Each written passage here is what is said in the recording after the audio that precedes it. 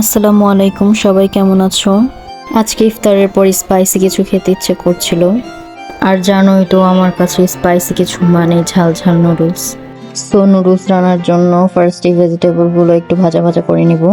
আজকে আমার স্টুডেন্ট বলতেছে যে ম্যাম, আপনার তো ফুড ব্লগগুলো দেখি না, আপনি কি আর করেন না? তো বললাম যে একটু বিজি আছি, তো তাই।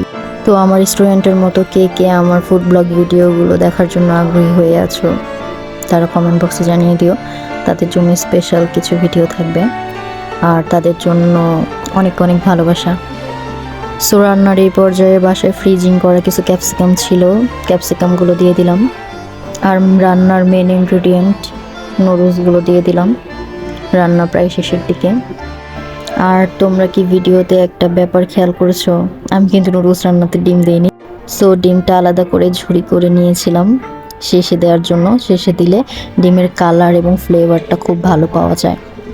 আর ইফতারের পর এরকম স্পাইসি একটা খাবার হলে জমে যায় একদম। সো আজকের ব্লগ এ পর্যন্তই, টাটা।